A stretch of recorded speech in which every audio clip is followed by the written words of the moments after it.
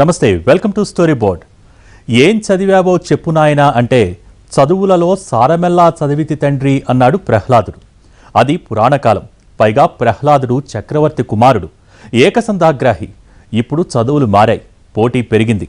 ఆలస్యంగానైనా సరే కేంద్రం కళ్ళు తెరిచింది. జాతీయ విద్యా విధానాన్ని ప్రకటించింది. కొత్త ఎడ్యుకేషన్ పాలసీతో పరిస్థితులు మారిపోతాయా? ఆడుతూ పాడుతూ హాయిగా ఉండాల్సిన ఏజ్లోనే స్కూళ్ళు, పుస్తకాలు, పెన్సిళ్లు, యూనిఫామ్లు. ఎల్కేజీ, యూకేజీ రాగానే బండెడు పుస్తకాల మోత, తల్లిదండ్రులకు ఫీజుల వాత, తరగతులు పెరిగే కొద్దీ పరీక్షల టెన్షన్. ఇంతా చేస్తే మనం చదివే చదువు దేనికైనా పనికొస్తుందా? ఉపాధి కల్పిస్తుందా? కొత్త పాలసీతో అయినా ఈ సిస్టమ్ మారుతుందా? ప్రపంచం అంతా మారిపోతోంది. టెక్నాలజీ కొత్త పుంతలు తొక్కుతోంది. ఆల్గారిథమ్స్ జీవితాన్ని కొత్త దిశగా తీసుకెళ్తున్నాయి.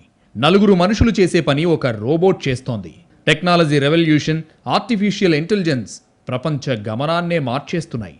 అభివృద్ధి చెందిన దేశాలు విద్యా విధానంలో విప్లవాత్మక మార్పుల్ని తీసుకొస్తుంటే మనం మాత్రం దశాబ్దాల తరబడి గుమాస్తాలను తయారు చేసే ఎడ్యుకేషన్ సిస్టమ్ను పట్టుకుని ఊగులాడుతున్నాం. మొత్తానికి సంప్రదాయ విద్యా విధానాన్ని బ్రేక్ చేస్తూ కేంద్ర ప్రభుత్వం కొత్త ఎడ్యుకేషన్ సిస్టమ్కు ఆమోదముద్ర వేసింది.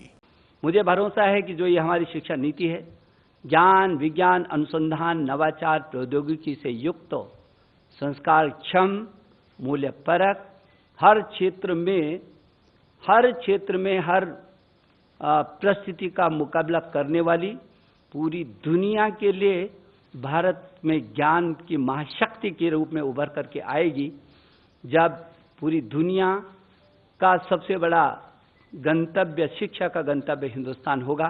వ్యవస్థను మార్చాలని నిర్ణయించిన తర్వాత ఆ మార్పుని ఢిల్లీ నుంచే మొదలుపెట్టింది. నగరంలోని ఆర్కేపురం వెస్ట్ బ్లాక్లో ఉన్న కేంద్ర మానవ వనరుల శాఖను విద్యాశాఖగా మార్చేసింది మోదీ ప్రభుత్వం.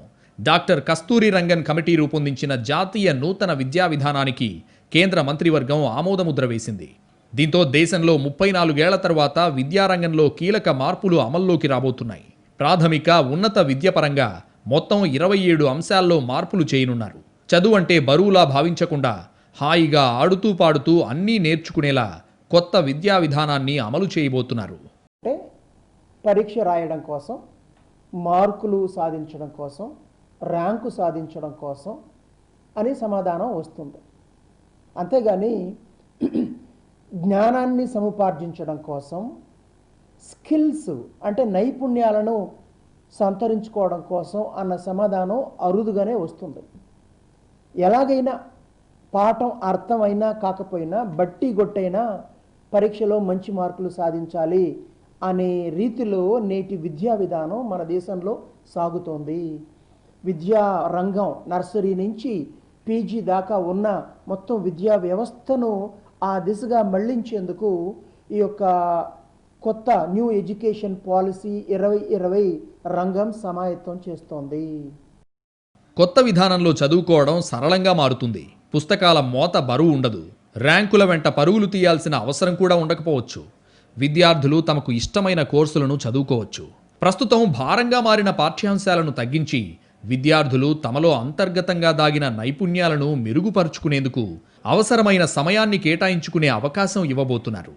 పాఠశాల విద్య పూర్తి చేసుకుని బయటికెళ్లే నాటికి కనీసం ఒక వృత్తి విద్యా నైపుణ్యమైనా సాధించేలా మార్పులు చేస్తున్నారు. దేశాభివృద్ధికి ఇది అత్యంత కీలకం కాబోతోంది. 2030 నాటికి జాతీయ స్థాయిలో సంపూర్ణ అక్షరాస్యత సాధించాలని కేంద్ర ప్రభుత్వం లక్ష్యంగా నిర్దేశించింది. కొత్త విద్యా విధానంలో 3 ఏళ్ల వయసు నుంచే పిల్లల చదువు మొదలవుతుంది. ఇప్పటిదాకా అమల్లో ఉన్న 10+2+3 ఇకపై ఉండదు. 1 నుంచి 18 ఏళ్ల వయసున్న పిల్లలు ఇకపై 5+3+3+4లో చదువులు సాగిస్తారు. బోర్డ్ ఎగ్జామ్స్కు ఇందులో ప్రాధాన్యం తగ్గిపోతుంది. ఇవి మార్కుల కోసం కాకుండా విద్యార్థి నైపుణ్యాన్ని, అవగాహనను, నేర్చుకున్న అంశాలను నిజ జీవితంలో ఉపయోగించే విధానాన్ని పరీక్షించేలా ఉంటాయి. అందులోనూ ప్రతి సంవత్సరం పరీక్షలు ఉండవు. 3, 5, 8 తరగతుల్లో మాత్రమే పరీక్షలు నిర్వహిస్తారు. అయితే గ్రేడ్ 10, 12 బోర్డు పరీక్షలు కొనసాగుతాయి. వీటిని కూడా కొత్త విధానానికి అనుగుణంగా సమూలంగా మారుస్తారు. బాల్యంలో ఇంట్లోని వారి మాటలు వింటూ పెరిగిన చిన్నారికి నర్సరీలో అడుగు పెట్టగానే హఠాత్తుగా తెలియని భాష ఇంగ్లీష్ను పరిచయం చేస్తున్నారు. కొత్త భాషను నేర్చుకునే సామర్థ్యాలు చిన్నారుల్లో చాలా తక్కువగా ఉంటాయి. దీంతో వారిలో ఆందోళనతో పాటు భయం కూడా పెరుగుతోంది. చదువుపై ఆసక్తి తగ్గుతుంది. భారతదేశంలో విద్యార్థుల్లో నైపుణ్యాల లేమికి ఇదే ప్రధాన కారణం. ఈ పరిస్థితిని మార్చాలనే ఉద్దేశంతో 5వ తరగతి వరకు ప్రాథమిక విద్యను మాతృభాషలోనే కొనసాగించాలని నిబంధన విధించారు. వీలైతే 8వ తరగతి వరకు కానీ, అంతకు మించిన తరగతుల వరకు కానీ మాతృభాషలోనే విద్యాబోధన చేయడం ఉత్తమమని కొత్త విధానంలో రాష్ట్రాలకు నిర్దేశించారు. మాతృభాషలో విద్యాబోధన వల్ల పరిసరాల మీద వేగంగా అవగాహన పెంచుకోవచ్చనేది విద్యావేత్తల వాదన. ఈరోజు కేంద్ర ప్రభుత్వం దీన్ని మానవ వనరుల శాఖ, ministry of human resource development, MHRD నుంచి విద్యాశాఖగా బదిలీ చేస్తూ ఈరోజు మరి వారు ప్రకటన చేయడం జరిగింది. విద్యా వ్యవస్థలో ఈక్విటీ ఉండాలి. చాలా వరకు ఈ అంశాలని మేము పదే చెప్పడం జరిగింది. విద్యా వ్యవస్థ ఎలా ఉండాలి? It should be accessible, number 1. It should be affordable, number 2. It should have equity, number 3. It should have quality, number 4. And it should have accountability. 5 అంశాల మీద ఈరోజు విద్యా వ్యవస్థను గత సంవత్సర కాలంలో పూర్తిగా పునర్వ్యవస్థీకరించిన ప్రభుత్వం దేశంలో ఏదైనా ఉందంటే ఆంధ్రప్రదేశ్ రాష్ట్ర ప్రభుత్వం, వైఎస్ఆర్ కాంగ్రెస్ పార్టీ ప్రభుత్వం, గౌరవ ముఖ్యమంత్రి వర్యుల నాయకత్వంలో ఈ యొక్క మార్పులు చోటు చేసుకున్న విషయాన్ని మరొకసారి మీ దృష్టికి తీసుకొస్తున్నాం. All these things they are minuted, they are itemized in this document. National education policy document లో చాలా స్పష్టంగా ఈ యొక్క అంశాన్ని చెప్తా ఉన్నారు. మాతృభాషలో చదువు వల్ల నేర్చుకోవడం వేగంగా ఉంటుంది. ఇంట్లో మాట్లాడే భాషలోనే పాఠశాలల్లోనూ ఆడుతూ పాడుతూ చదివేస్తారు. దీనివల్ల విద్యార్థుల్లో అభ్యసన, విశ్లేషణ సామర్థ్యం పెరుగుతుంది.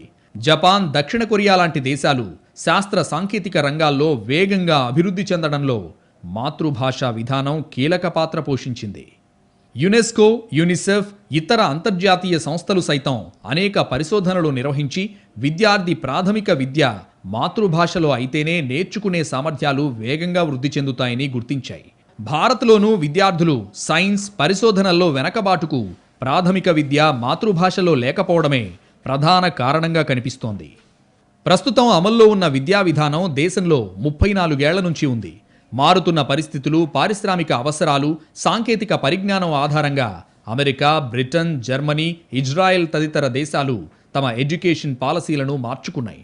అక్షరాస్యత, ఉద్యోగాలకు కావాల్సిన నైపుణ్యాభివృద్ధిలో అమెరికా, దక్షిణ కొరియా, ఇజ్రాయెల్ తొలి 3 స్థానాల్లో ఉన్నాయి. భారత అవసరాలు, ఇక్కడి పాఠశాలలు, కళాశాలల్లో వసతులను దృష్టిలో ఉంచుకుని కొత్త విద్యా విధానాన్ని రూపొందించినట్లు కస్తూరి రంగన్ కమిటీ చెబుతోంది. కొత్త విద్యా విధానం 2050 వరకు ఉపయోగపడుతుందని అంచనా. Welcome back. దేశంలో అన్ని రంగాల్లో సంస్కరణలు అమలవుతున్నా విద్యారంగాన్ని ఇంతవరకు సంస్కరించలేదు.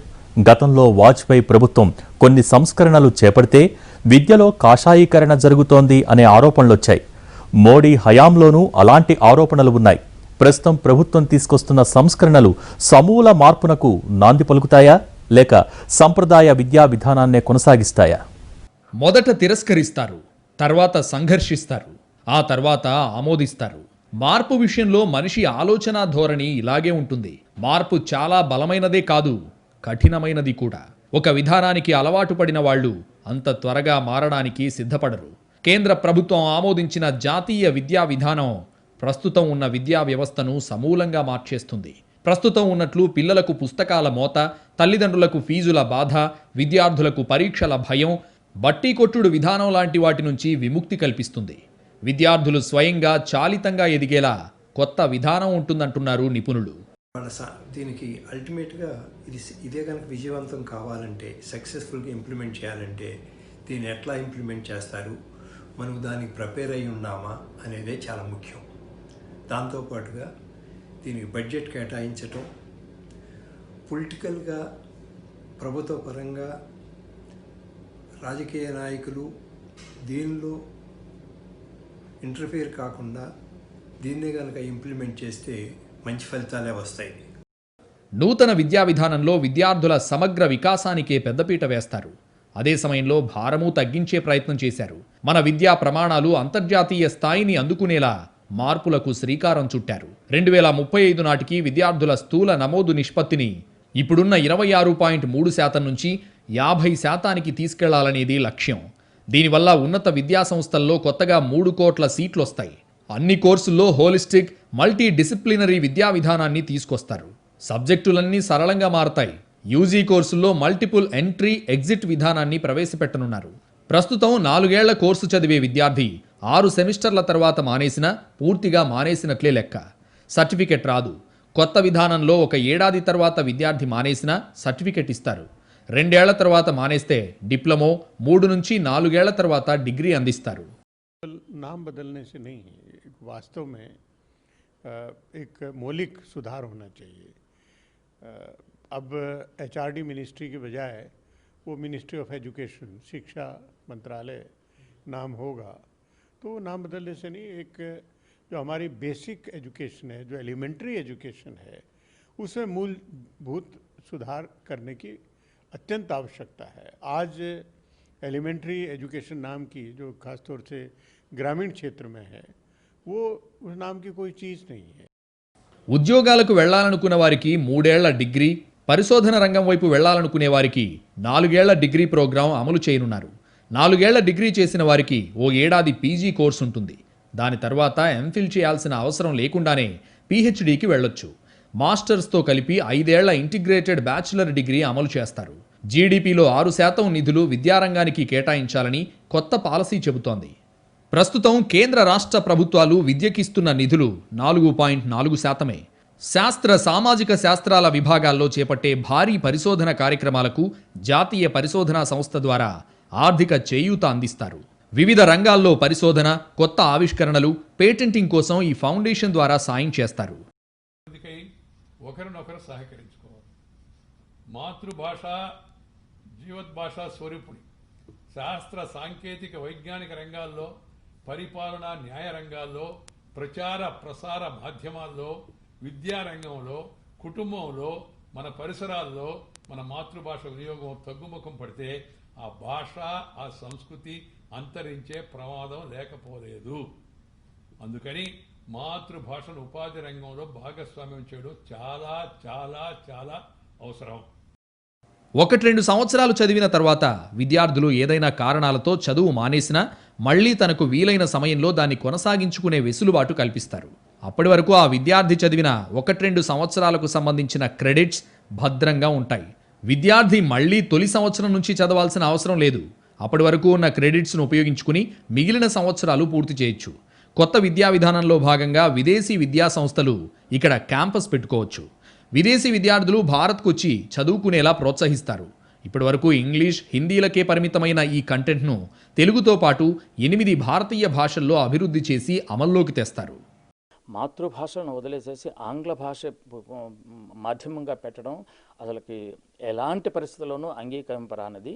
అది ఈనాడు మనం పక్కన పెట్టే పరిస్థితి వచ్చింది. చక్కగా ఇక మాతృభాషల్లో విద్య నేర్చుకున్నట్లయితే కస్తూరి రంగన్ గారి కమిటీ చెప్పినట్లుగా మరి పూర్తిగా పాఠశాలలో సహజ రూపంలో తరగతి గదిలో పిల్లలు విద్యను అభ్యసించడానికి వీలవుతుంది. వాళ్ళల్లో ఒక రకమైన ఐక్యతాభావం వస్తుంది. సైన్స్, లెక్కలపై ఆసక్తి పెంచేందుకు ప్రాథమిక స్థాయి నుంచే విద్యార్థుల్ని ప్రోత్సహిస్తారు. 6వ తరగతి నుంచి విద్యార్థులకు కోడింగ్ నేర్పిస్తారు. ప్రస్తుతం విద్యార్థులు సంగీతం, కళలు, ఆటలు, ఇతర ఆసక్తికర అంశాలకు సమయం కేటాయించలేకపోతున్నారు. దీనివల్ల సైన్స్పై ఆసక్తి, సమస్యలను పరిష్కరించే తత్వం, సంక్లిష్టమైన ఆలోచన విధానం వారిలో తగ్గిపోతోంది. దీని దృష్ట్యా ఇప్పుడున్న పాఠ్యాంశాలను అత్యవసర అంశాల వరకే పరిమితం చేసి మిగతా వాటిని తగ్గిస్తారు. వృత్తి విద్యా కోర్సులను 6వ తరగతి నుంచే ప్రారంభిస్తారు. ఇందులో ఇంటర్న్షిప్ సైతం ఉంటుంది. ప్రస్తుతం విద్యా వ్యవస్థ నియంత్రణ కోసం యూజీసీ, ఏఐసిటిఈ, జాతీయ ఉపాధ్యాయ విద్యామండలి వంటి వ్యవస్థలున్నాయి. ఇకపై ఉన్నత విద్యా వ్యవస్థ నియంత్రణకు ఒకే వ్యవస్థను ఏర్పాటు చేస్తారు. ప్రస్తుతం కొన్ని సబ్జెక్టుల కాంబినేషన్లతో డిగ్రీ కోర్సులున్నాయి. హిస్టరీ చదివే వారికి మ్యాథ్స్ గురించి తెలియదు. ఇకపై అలాంటి పరిస్థితి ఉండదు. ఏది కావాలంటే అది చదువుకోవచ్చు. డిగ్రీలో ఓసారి చేరి ఇష్టం లేకుండా 3 ఏళ్లు తప్పనిసరిగా అదే చదవాల్సిన అవసరమూ లేదు. తమకు ఇష్టం వచ్చిన కాంబినేషన్లో సబ్జెక్టులు చదువుకోవచ్చు. ఎప్పుడు కావాలంటే అప్పుడు ఆ కోర్సు నుంచి వైదొలగొచ్చు. మళ్లీ కుదిరినప్పుడు కొనసాగించవచ్చు. విద్యార్థికి వెసులుబాటు ఉండేలా సబ్జెక్టుల ఎంపికలో, కోర్సు గడువులో మార్పులు తెచ్చారు. ఇంజనీరింగ్ వాళ్ళు ఆర్ట్స్ చదివేలా, ఆర్ట్స్ ఎంచుకున్న వాళ్ళు సైన్సు చదివేలా మార్పులు చేశారు. నూతన విద్యా విధానం అమలైతే విద్యా వ్యవస్థలో పలు మార్పులు రావడం ఖాయం. భవిష్యత్ లక్ష్యాలు చేరుకోవాలన్నా, విజయవంతం కావాలన్నా భారీగా నిధులు అవసరం. విద్య ఉమ్మడి జాబితాలో ఉన్నందున నూతన విద్యా విధానం అమల్లో రాష్ట్ర ప్రభుత్వాల పాత్ర కూడా కీలకం. ప్రైవేట్ విద్యా సంస్థల యాజమాన్యాలు ఇష్టం వచ్చినట్లు ఫీజులు పెంచేసి తల్లిదండ్రులు, విద్యార్థుల మీద భారం మోపకుండా ప్రభుత్వాలు నియంత్రించడం ఆచరణలో సాధ్యమేనా అన్నది వేచి చూడాలి. కేంద్రం ఆమోదించిన కొత్త విద్యా విధానంలో పిల్లల శారీరక, మానసిక వికాసంతో పాటు మొత్తంగా సామాజిక, ఆర్థిక, భావోద్వేగ, నైతిక, సాంస్కృతికమైన అభివృద్ధి, కళల పట్ల ఆసక్తి, భావ ప్రకటన సామర్థ్యంలో అభివృద్ధి సాధించాలన్నది ఈసీసీఈ లక్ష్యం. దీనికి అనుగుణంగా 8 ఏళ్ల వయసు పిల్లలకు అవసరమైన కరికులంను ఎన్సీఈఆర్టీ రూపొందించింది. ఈసీసీఈలో చదువు ఆసక్తికరంగా సాగుతుంది. కళలు, కథలు, కవితలు, ఆటలు, పాటలు ఇలాంటి అంశాలను తగిన విధంగా సిలబస్లో చేరుస్తారు. 3 సంవత్సరాలు చర్చల తర్వాత 2 ఎక్స్పర్ట్ కమిటీలు అపాయింట్ చేసి కొన్ని లక్షల మంది యొక్క అభిప్రాయాలను తీసుకుని నేషనల్ ఎడ్యుకేషన్ పాలసీని రిలీజ్ చేసింది. 3 ఏళ్ల వయసు రాగానే పిల్లలను ప్రిపరేటరీ క్లాస్లో చేర్చాలి. ప్రతి బాలవాటికలో ఈసీసీఈ అర్హత ఉన్న టీచర్ పనిచేస్తారు. 10+2 అర్హత ఉన్న వారికి 6 నెలల శిక్షణ ఇచ్చిన అనంతరం ఈసీసీఈ టీచర్గా నియమిస్తారు. అంతకంటే తక్కువ అర్హత ఉన్నవారు ఏడాది వ్యవధి ఉన్న డిప్లొమా చేయాల్సి ఉంటుంది. ప్రతి ఒక్కరికి అక్షరాలు, అంకెలు తెలిసి ఉండడాన్ని అత్యంత ప్రాధాన్య, అత్యవసర కార్యక్రమంగా నిర్ణయించారు. ప్రతి విద్యార్థికి ఒక రిపోర్ట్ కార్డు ఉంటుంది. ఇందులో మార్కులతో పాటు విద్యార్థి సమగ్ర వికాసాన్ని పొందుపరుస్తారు. విద్యార్థి సామర్థ్యం, ఉపాధ్యాయుల పనితీరు వివరాలు నమోదు చేస్తారు. 12వ తరగతి పూర్తయ్యేసరికి రిపోర్ట్ కార్డు చూడగానే విద్యార్థి సాధించిన నైపుణ్యం తెలుస్తుంది. గత కొన్ని సంవత్సరాలుగా చర్చ జరుగుతోంది. అనేక మంది నిపుణుల అభిప్రాయాలు అడిగారు, విద్యా సంస్థల అభిప్రాయాలు అడిగారు, విద్యాలయాల అభిప్రాయాలు అడిగారు. కానీ వాటన్నింటిని కూడా పొందుపరిచినట్లుగా నాకు అనిపించడం లేదు. నూతన విద్యా విధానం ముసాయిదా దాదాపు యథాతథంగా 1-2 స్వల్ప మార్పులతో దాదాపు యథాతథంగా ఆమోదించినట్లుగా అనిపిస్తున్నది. విదేశ విద్యాలయాలకు తలుపులు బార్లా తెరవడం అనేది కొంచెం అభ్యంతరకరమైన అంశంగా నేను భావిస్తున్నాను. అండర్ గ్రాడ్యుయేషన్ 3 లేదా 4 ఏళ్లు ఉంటుంది. దీని పాఠ్యాంశాలను సరళీకరిస్తారు. సబ్జెక్టుల కాంబినేషన్ను వృత్తి విద్య కోర్సులతో కలిపి వినూత్నంగా ఎంచుకోవచ్చు. కొత్త విద్యా విధానానికి తగినట్లుగా అఫిలియేషన్ పద్ధతిని మారుస్తారు.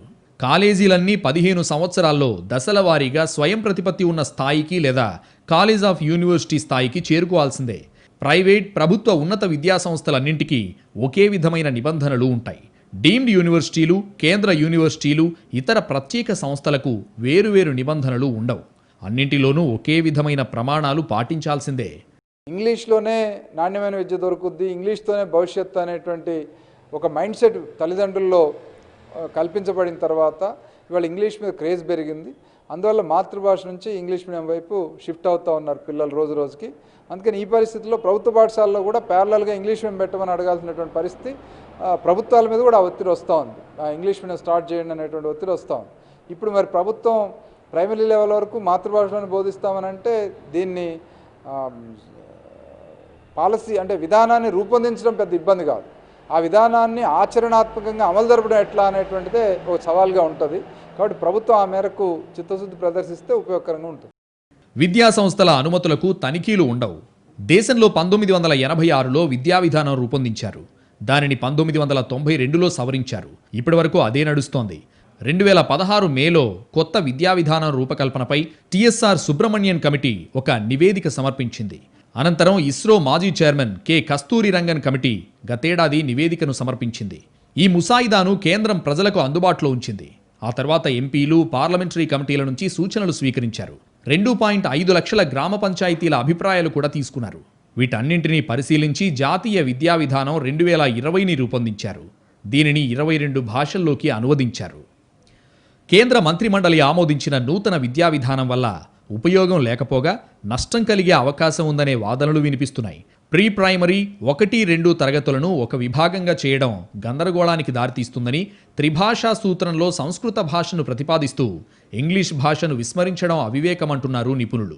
విద్యను కాషాయీకరణ చేసేందుకు మోదీ ప్రభుత్వం కొత్త విధానం తీసుకొచ్చిందని వామపక్ష పార్టీల నేతలు ఆరోపిస్తున్నారు. దేశంలో ఇప్పటికే యూనివర్సిటీల్లో ఆర్ఎస్ఎస్ భావజాలాన్ని విస్తరిస్తున్నారని, ఇప్పుడు ప్రాథమిక స్థాయి నుంచే దాన్ని ప్రవేశపెడుతున్నారనేది వాళ్ల ఆరోపణ. ఉద్యోగ ఉపాధి కల్పనకి ప్రయత్నాలు జరగాలి. మన దేశంలోనే మనము మన ప్రజల కోసం పాటుపడే పరిస్థితి రావాలి అంటే మనందరం మన మాతృభాషల్లోనే చదువుకోవాలి. మాతృభాషలో చదువుకోవడం తేలిక, చదువు చెప్పడం తేలిక, నేర్చుకోవడం తేలిక, నేర్పించే విధానాలు తేలిక, త్వరగా నేర్చుకుంటారు మన పిల్లలు. మిగతా అంశాలన్నీ ఎలా ఉన్నా విద్యారంగంలో ప్రైవేట్ పాత్రను లేకుండా చేయడం, ఉన్నా వీలైనంత తగ్గించడం అవసరం. దేశంలో కార్పొరేట్ స్కూళ్ల మాఫియా ప్రజల్ని ఎలా దోచుకు తింటున్నారో అందరికీ తెలిసిన విషయమే. దేశంలో ప్రజలు ఆహారం, ఇతర అవసరాల కంటే పిల్లల చదువుల కోసం ఎక్కువగా ఖర్చు చేస్తున్నారు. పిల్లల్ని చదివించుకునేందుకు ఆస్తుల్ని అమ్ముకోవాల్సిన పరిస్థితులున్నాయి. ఎల్కేజీ నుంచే లక్షల రూపాయలు వసూలు చేసే కార్పొరేట్ స్కూళ్లు ఉన్నాయి. ఇలాంటి అరాచకాల్ని కట్టడి చేయకుండా విద్యా విధానాన్ని సంస్కరించడం అసాధ్యం. దేశంలో కొన్ని రకాల కోర్సుల వల్ల ఎలాంటి ఉపయోగం ఉండడం లేదు. ఇంజనీరింగ్ చదివిన వాళ్లలో కొంతమందిలో అసలు ఎలాంటి నైపుణ్యం ఉండడం లేదని సర్వేల్లో తేలింది. దేశంలో ఏ రంగంలో ఉపాధి అవకాశాలు ఉన్నాయి, ఆ రంగానికి అవసరమైన మానవ వనరులు ఎన్ని, అందులో నైపుణ్యం ఎంత అనే అవగాహన లేకుండా అందరూ ఇంజనీరింగ్ లేదా సాఫ్ట్వేర్ లేదా మరో కోర్స్ చదవడం అలవాటుగా మారుతోంది. చదువు అనేది జ్ఞాన సముపార్జన అనే దిశలో కాకుండా సంపాదనకు మార్గంగా భావించడం వలనే అనేక సమస్యలు వస్తున్నాయి. దీన్ని కొత్త విద్యా విధానం బ్రేక్ చేస్తుందా లేదా అనేది చూడాల్సింది.